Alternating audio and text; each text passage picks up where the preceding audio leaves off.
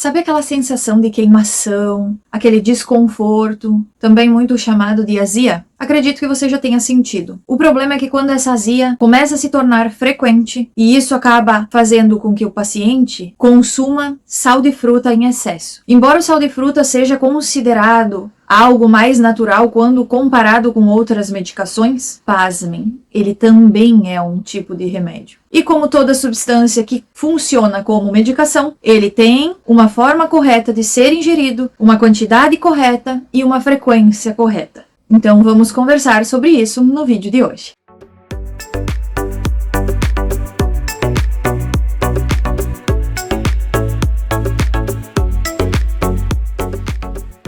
E aí pessoal, bem-vindos novamente ao meu canal, eu sou a Vivi, sou biomédica, mestre em Fisiologia Humana e doutoranda em Naturopatia e é um prazer estar novamente aqui com vocês falando sobre outro assunto relacionado à área da saúde, que inclusive acredito que você já tenha passado, já tenha entrado em contato, já tenha consumido algum sal de fruta para diminuir uma acidez, uma indigestão, queimação que possa ter surgido após uma alimentação não muito correta. Misturando doce e salgado, coisas ácidas, enfim, misturando tudo e gerando aí um desconforto.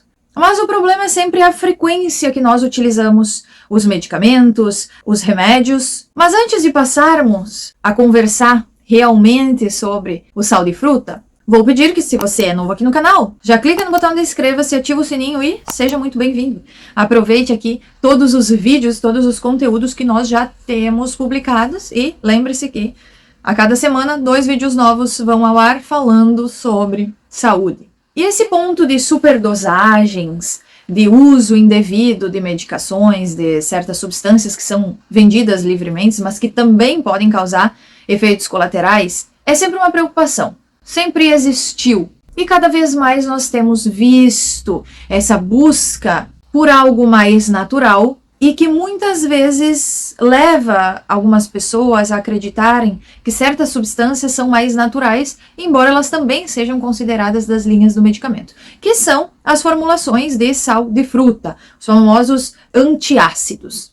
E muitas pessoas, muitos pacientes fazem o consumo de antiácidos de forma diária, o que é muito preocupante. E já vamos entender o porquê. O ácido do estômago ele não está lá por acaso. Só que além de termos células que fabricam, que produzem as moléculas que vão formar o ácido estomacal, nós também temos células que produzem outras substâncias.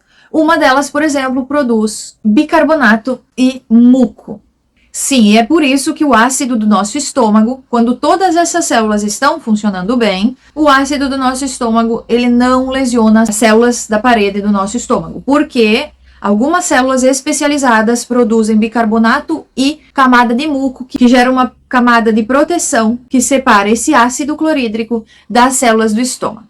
Então, a produção de ácido é necessária para que também haja produção de muco e de bicarbonato. Toda vez que nós ingerimos um antiácido, esse vai, por efeito, cortar a ação, diminuir o ácido do estômago, aumentando o pH. Quando nós acabamos consumindo de forma exagerada ou de forma muito frequente esse sal de fruta, esse antiácido, o nosso corpo pode começar a diminuir a produção do ácido, que vai ser insuficiente para digerir certos alimentos. Ainda pode ter uma diminuição da produção do muco e do bicarbonato, já que não vai ter tanto ácido sendo produzido. Também não vai ter tanta produção da proteção do estômago sendo produzida. E além de tudo, ainda nós podemos falar sobre uma situação que pode se desenvolver, que é muito mais séria: o excesso de sódio no organismo. O bicarbonato, uma das composições, uma das moléculas que compõem o bicarbonato é o sódio. E quando nós ingerimos muito bicarbonato ou em excesso, ou muito frequente, ele vai fazer com que haja um aumento de sódio no organismo, que pode levar a uma alcalose metabólica. Esse aumento de bicarbonato, esse aumento do sódio no organismo. Nós temos um pH sanguíneo ideal, nós temos um pH no estômago ideal. Em diferentes partes do corpo nós temos diferentes pHs e precisa dessa diferença para que também haja proteção do nosso corpo. Com essa sobrecarga de sódio, o paciente pode sentir fraqueza, sede, agitação, tontura, diminuição da salivação, dor de cabeça e ainda sentir taquicardia, então um aumento, uma palpitação cardíaca. Geralmente o tratamento é corrigindo essas concentrações de eletrólitos no corpo. Com os eletrólitos todos estabilizados, o corpo volta a ter a sua funcionalidade. E ainda evoluindo para uma situação mais grave, onde houve um excesso na quantidade consumida de uma vez só,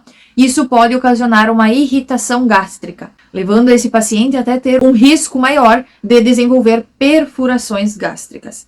Então, não é brincadeira, o sal de fruta ele não deve ser consumido de qualquer jeito e nem com muita frequência. Se você está sentindo azia em excesso frequentemente, você deve procurar profissionais que possam te ajudar a entender, pesquisar por que essa azia está acontecendo. Será que é um ajuste na sua alimentação? Será que realmente precisa de uma intervenção com algum ativo fitoterápico, algo mais voltado ao natural? Algumas pessoas terão que utilizar, sim, medicações para controlar essa acidez estomacal. Mas não vá direto a essas medicações, não tome de qualquer jeito, não se automedique de qualquer forma. Procure sempre entender o porquê está acontecendo com o seu corpo.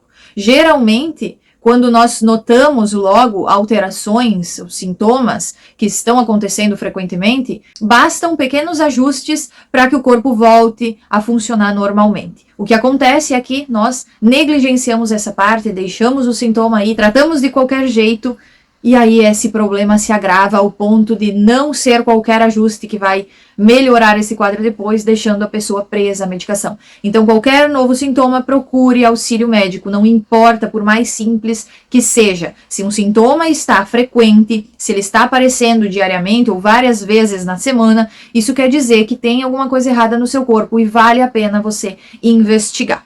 Inclusive, a critério de curiosidade, eu quero que você preste atenção nessa imagem que está aparecendo na tela. Essa é a composição de um dos sais de fruta mais utilizados aqui no nosso país. E eu quero que vocês notem a composição, do que ele é feito.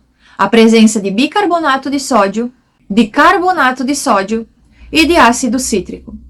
E aí, você sabe o que é o ácido cítrico? Exatamente, é o ácido que está presente nas frutas cítricas. Aquele limão que você diz que não deve consumir quando está com azia, porque faz mal. Muito pelo contrário. O limão, ele vai ajudar com a sua acidez a neutralizar a acidez do estômago. E eu já tenho um vídeo aqui no canal falando sobre isso. Então eu vou deixar o link dele na descrição. Depois você assiste ele para entender como esse ácido cítrico vai ajudar nesse controle da azia, porque ele pode sim ser uma forma para você diminuir a quantidade, a frequência que você utiliza sais de fruta. Então, eu espero que esse vídeo tenha sido interessante. Qualquer coisa, fico à disposição. Fiquem bem e até o próximo vídeo, se Deus quiser.